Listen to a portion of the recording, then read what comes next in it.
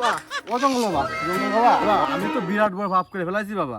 কি পাপ করেছিস? তোর সব পাপের সমাধান আছে, তুই খুলে বল আমারে।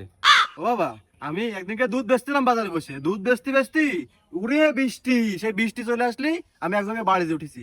সেই বাড়ি একটা মায়ে ছিল, সেই মায়ের সাথে দাদা বাবা আমার আকাম হয়ে গেছে।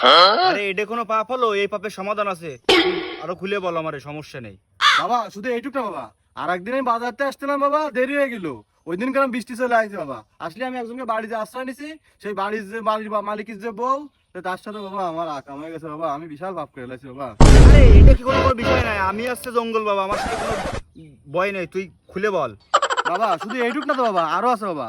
আমি একদিকে সেলুনে চুল কাটতে গেছি বাবা, আমার চুল কাটা শেষ, এর মধ্যে বৃষ্টি চলে আসে, পরে নাপিতের সাথে বাবা আমার আকাম হয়ে গেছে বাবা। রাত আজকেও বৃষ্টি আসতেছে, আগে নিজে